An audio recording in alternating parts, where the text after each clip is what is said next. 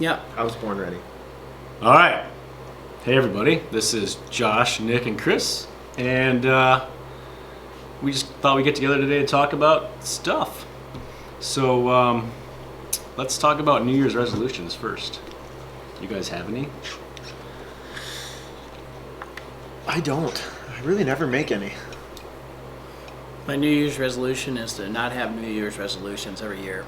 Cool. You just Do you have one? train consistently. Do I have one? Yeah, I mean, I try to use it every year. I don't really set a New Year's resolution. I just kind of use it as a reset. Yeah. You're smart. Reset period, like, okay, let's take a look back over last year.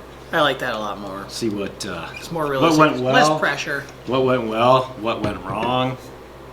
Maybe there's one or two things I can fix, I think. And I think New Year's resolutions are fine, as long as you're not like ruining your life over them or stuff like that, or I don't know. Yeah, and if it's not like I'm going to work out 6 days a week for the entire year, and then, Oh, you mean like realistic New Year's resolutions? and then the first week you don't do it, so then you just give up and everything. I'm not going to exercise at all anymore. Yeah. So That's plenty of the other gyms that like the Planet Fitness. No longer Edge. No commitment, no results. Sorry. I always when I drove by that billboard, I was like, oh, I'm gonna go up there and fix that for her. And if you go to Planet Fitness, that is totally cool. Any exercise is cool. It is. Yeah. But there's a funny billboard. Yeah.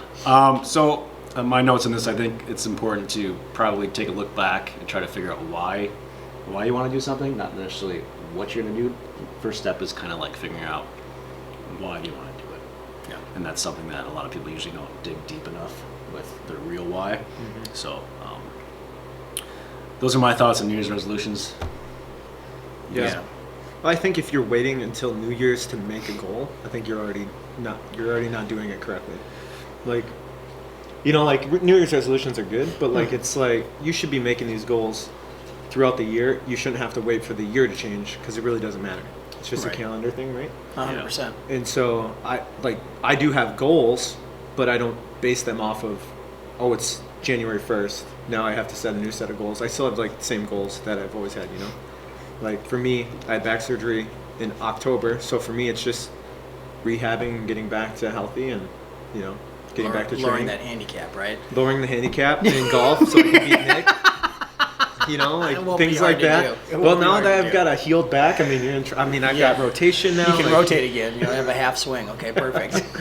Yeah, but I think if you're waiting, you shouldn't have to wait till New Year's to do, to make a goal. Yeah. And then, like you said, making the why is not, I want to lose 25 pounds.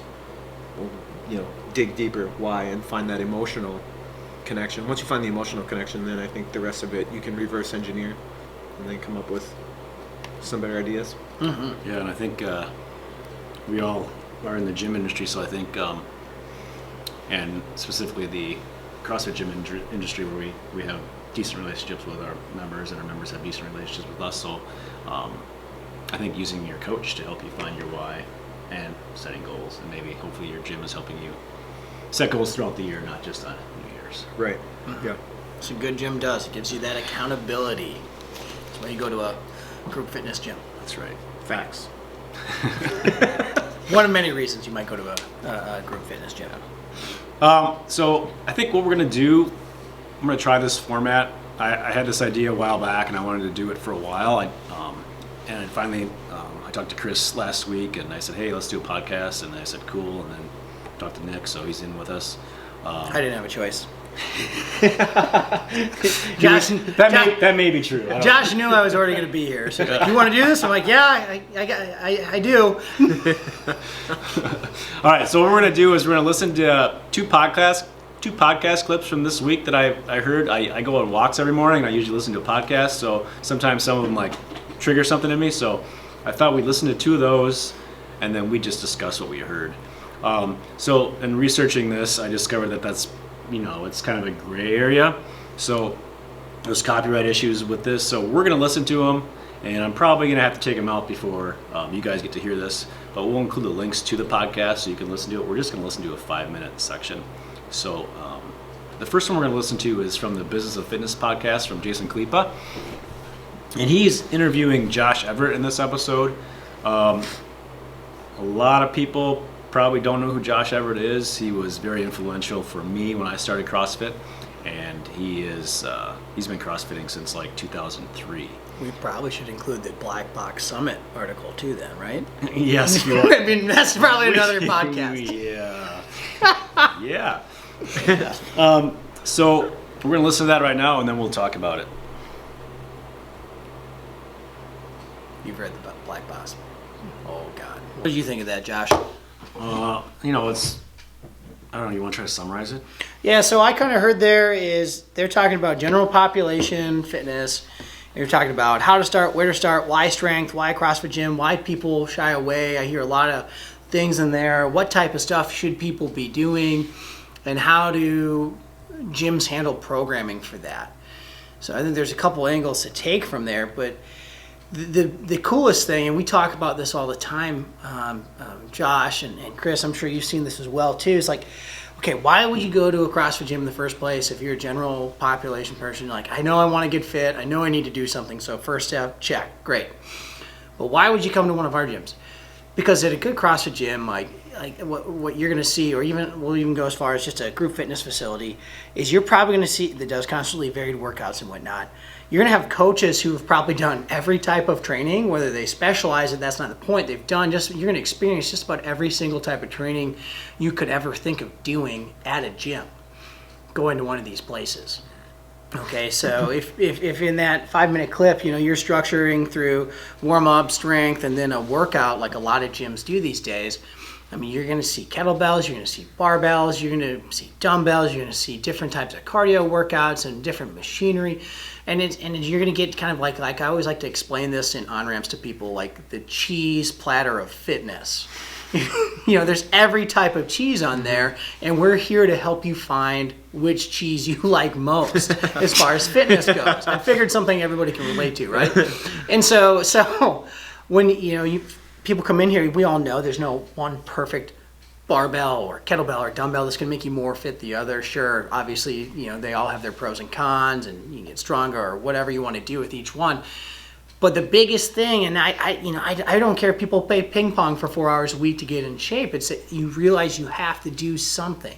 We all have the same requirements as human beings to use our bodies or lose it, right? Or lose it faster. We're all going to lose it eventually, but we can have a better quality of life for longer. Mm-hmm. So, what'd you get out of that, Chris? Well, I think like the main thing I heard is 3 hours a week enough? Like coming to the gym, if you come 2 to 3 days a week and you work out for an hour, is that enough?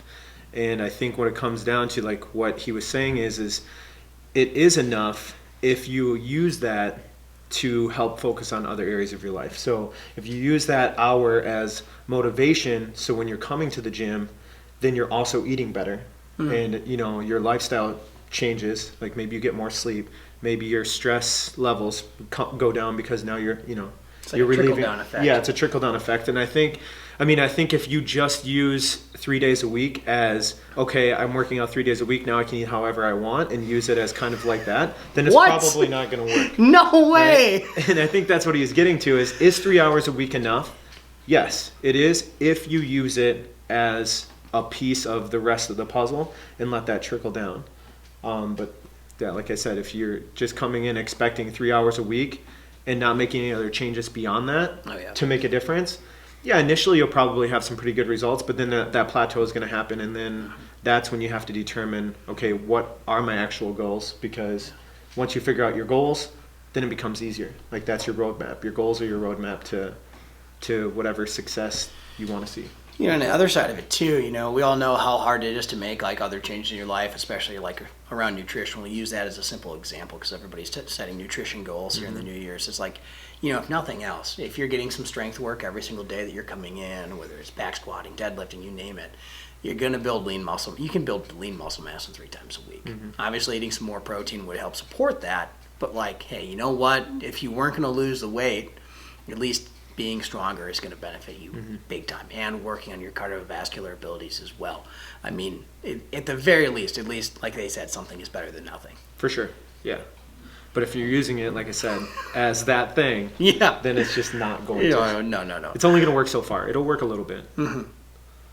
Yeah, I think what I heard about it is like what I got out of it is like what we talk about a lot, Nick and I, is like people need to they come to the gym, they're putting their time in, but what they're putting their time in for and what they're going to the gym is to really improve life outside the gym. So Whether they know it or not. and the point that, I hope they will figure that out is like I'm coming here 3 days a week, I'm getting great coaching from whoever, and then I'm gonna use my fitness and my health to do everything outside the gym better. I'm gonna be a better dad. I'm a better employee. I think we're human beings. We're made to move, and that's missing a lot in our culture right now. So big time. Just move more. Yeah, so the small group fitness gyms basically become that place where you go and get your weekly medicine 3 times a week at least. And it's your one-stop shop. It's Yeah. your cheese platter. Yeah, It's your cheese platter. Cheese platter. What would you like today? Maybe that's what we should call this podcast. Cheese platter. Cheese platter fitness. Oh my God, that could be the name. All right, let's listen to the next one. This next clip is from Two Brain Radio, the Spiel Deal. Chris Spieler is interviewed by Sean Woodland. And again, we'll probably cut out at this point, and we'll come back to discuss be it back. in a little bit. Yeah.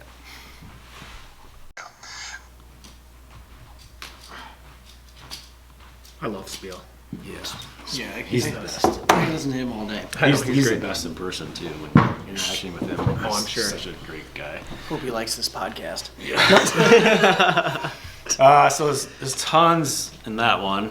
A lot of it's on the same line as the last one. Fitness inside the gym should directly translate to outside the gym. What were you guys' takeaways from that one? I think people would really be surprised, and this also goes back to what Chris was talking about earlier about goal setting and whatnot. That's so important to kind of know your reason, your purpose, your goals. But I think people would be surprised at how little training you actually have to do to probably reach a lot of your goals and get a lot of your results. I think one of the most important things to take in consideration, and I always ask this to people when they like, hey, look at this training program. What do you think of this? I'm like, before I even look at it, make sure you can answer this question. What's the least amount of training you actually need to do to get these results? Shiny object syndrome. Yeah. What's the least amount of training you need to do to get the optimal result? And I think you should be able to answer that with any program, whether it's for your gym, for yourself, for clients you program for, or personal train. No, it's the least amount of training you need to do to get the most results. Because if, like you said, if you're training 3 times a day, how are you going to be able to do anything else in life? You're going to be too busy recovering from that. Yeah, Right. Can I throw my favorite story here about this? Yeah. It's that time of year. So this doesn't happen with the people that come 3 days a week, but for the members maybe of the same situation at Unshackled or Live, it's like we have people that come a lot, like a lot, and they'll get sick. Like 30 times in a month. Well, even if they just get sick once a year, it's usually right this time of year or whatever. They get sick, they're off for 2 weeks. In bed, resting for 2 weeks. They come back to the gym. It's PR city for 2 weeks. They're like, what's going on? I was sick. Why am I PRing? I'm like, because you're finally recovered. Yeah. Somebody just did a scan, and they're like, I don't know, I've been eating pretty bad. I went home for a week and a half over the holidays.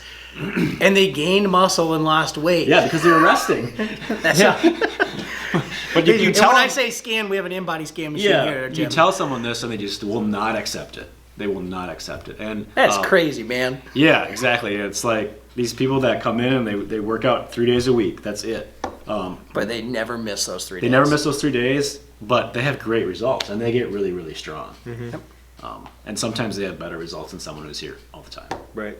So that was kind of an offshoot. What else you got there? No, that makes sense. Yeah. Well, I think when so just dealing with back injury and surgery, I listened to this podcast with Stu McGill, and he talks about people with Stu McGill's the best. Oh, I love him. But he was talking about how a lot of people have these chronic back issues, especially if they're training quite a bit. And it could be something where maybe surgery fixes it and maybe it doesn't. It's like a 50-50 shot. And he said sometimes, people go ahead and get the surgery and they think the surgery is what fixed them, but they actually had to take months off of training. And that's probably what actually fixed it. If they would have just taken months off of training, they probably wouldn't have needed surgery. And so I think that kind of goes into some of this, like when, one of his quotes is, mobility for mobility's sake is like the kiss of death. And I think you can take that quote and use it for intensity and volume as well. If you're doing intensity and volume just for the sake of doing intensity and volume, you're probably hurting yourself more than you're actually helping yourself. What's your purpose? Yeah, you have to Why are you doing that? Exactly. You have to have this reason for why you're doing it. Otherwise, you're just going to be beat up all the time. And I think that's kind of where some people can kind of get into, the wrong side of it, where you come in and you're coming in all the time because you feel like that's what you need to do. But really, if you're coming, you go 2 days on, maybe 1 day off, 2 days on, 2 days off, like that's probably really, really good for you. Oh, yeah. And you're able to recover and make even more PRs and more gains rather than plateauing and being injured and sore all the time. Well, even if you are super competitive and you've trained for stuff, we've all trained for big events or national events or big CrossFit comps and stuff like that. It's like your training needs to be varied throughout the entire year. You're not going to do this volume intensity straight through. It's not scientifically or physically possible, right? So you're heavy training load. You're going to build to get ready for that competition. And after that, if you have any kind of coach, you're going to go into some kind of recovery phase or rebuilding phase where it's easy. And you're just like, whatever that looks like is different, and obviously because of the goals, but it's never going to be always 3 times a day training or this crazy volume and intensity, nor should it be for anybody. Yeah, I was talking to some of the games people, mainly Jeremy, and some other guys, and he was talking about how a lot of the top games competitors are totally burnt out after last year with the 2 opens. Oh, I can't imagine. All the sanctionals, and a lot of them actually call it a career after that. They're like, I can't do this anymore. So it's a real deal. You need to plan your recovery and use it. And again, Chris was talking about the importance of CrossFit for GPP. I don't know if he brought that up in that clip, but it's GPP. It should prepare you for life and to do the things you want to do outside the gym. Have a life. And it has to come to, and if you think about it, like there was I think it was a nutrition course I'm taking, but they talked about how, like, of your daily caloric output, 90 to 95% of it has nothing to do with your activity level in the gym. Like, that's like a very small percentage of what you're doing. So when you look at it like that, in the grand scheme of things, like maybe take it a little easier in the gym, but put a little bit more focus, or use that as motivation, like what we said before. Put a little bit more focus into your lifestyle stuff, more sleep, which will allow you to recover better and give your body, a chance to restart each day. And then focus on that nutrition so that you are hitting your numbers correctly, whatever that may be. And if you're doing that, then you should be able to achieve whatever goals you put out without being completely beat up and hurt. Yeah, everybody should have just heard a checklist right there. Checklist. Did you show up to the gym? Great. You're showing up to the gym now. Checklist. Are you sleeping? Are you eating right? Check those off. Okay, that's how you get better. Chris just laid that out for you. That was awesome. Roadmap. Boom. Yeah. Clip it. It's done. Mic drop. See ya. Yeah, Rob Wolf used to say the same thing, speaking of the black box. Oh, I freaking love Rob Wolf. So he used to say the same thing. I run a gym. I have classes, but my real job is to convince people to sleep more and eat better. He's like, they come in here and they exercise and stuff, and then I talk to them about sleep and eating well. And he says that's how the people that listen to me there can get more sleep and eat better. Those are the people that get all the results. Well, you got a whoop on how much did that change your lifestyle when you saw that stuff? Oh, awesome! Yeah, like I realized. So I'm notoriously don't sleep very much. Yeah. Just based off schedule, and I have kids and things like that. And so seeing how long I sleep, like I actually have competitions with myself on this thing where, like, okay, it says I need to get 8 hours of sleep, but that means I have to go to bed at like probably 8 o'clock at night. So I'm like, how can I get the kids to bed a little faster and be able to get to bed a little earlier? And honestly, it makes a huge difference when you focus on it. I am getting more sleep, and everybody in my household was sick the last month, and I have yet to be sick. And I swear it's because sitting next to the sick I dude. even talked to him last week, and he was sick as a dog. And I swear it's seriously because I'm focusing on my recovery. If this shows me that I'm a little bit more in the red than I need to be, then I tone it back a little bit. You usually can, after you've done it this long, you can usually feel it. You usually tell by feel. But it really, for me, I think comes down to the sleep.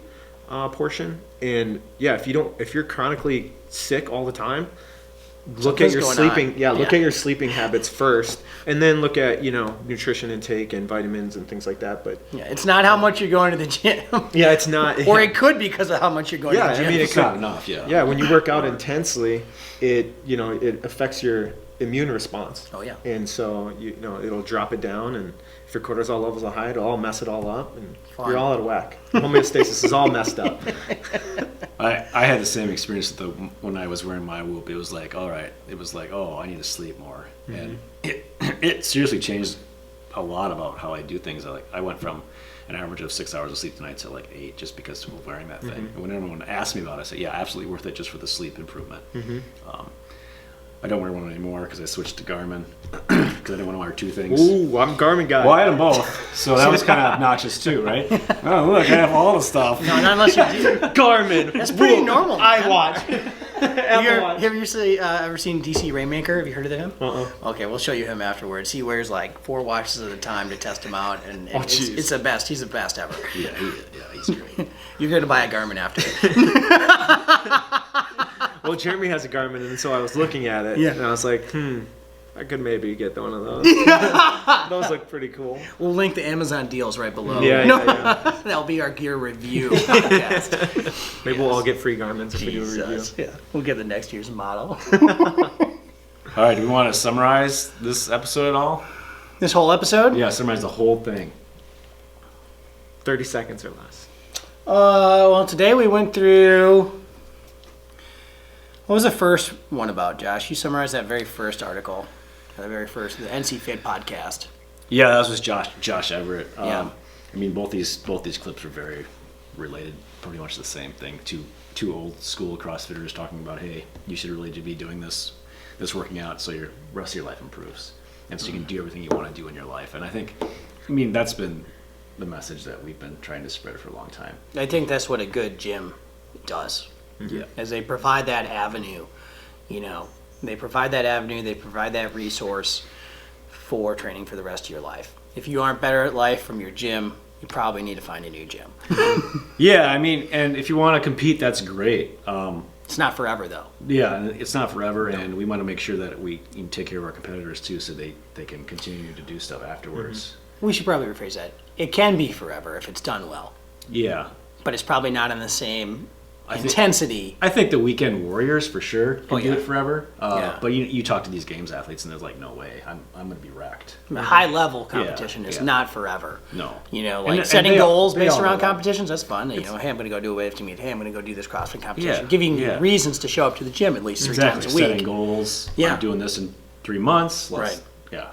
Those goals But are great. high level training is not forever. Yeah, and that's well known. It's not even healthy. Yeah, they know that. And I think that's the hard part too, as like a gym programmer, is like finding what can keep people coming, Yes. but giving them what they actually need versus necessarily what they always want. And I think that's the hardest part. Yes, it is. And 150%. I think what I've realized over the years is it comes down to, I mean, just from my own space and what I do, I think it just comes down to education. So anytime I feel like somebody's frustrated, I find out it's because they have no idea what I'm doing. Yeah. And so, if anybody's listening and they have questions, always ask, because, like when we program things, it's not necessarily, oh, it's boring. It's meant to keep you healthy. And some of the healthy options of training are boring. Yes. Anyways, if you have questions about the programming, ask your coach. Always talk to your coach. Always talk to your coach. Hey, everybody. Thank you so much for tuning in and listening today. It was really fun. We hope you enjoyed the discussion as well. We'll see if we get together and do this again. Again, you listened to Chris, Nick, and Josh today. We'll link all our gyms and how you could get a hold of us. And we'll put all the external show links in the bottom as well. Anybody else have anything else to close it out with? No, thanks for listening, guys. Yeah, thanks for listening. Yep. Be well always. Do you have a tagline you'd like to say? No. Over and out, good buddy.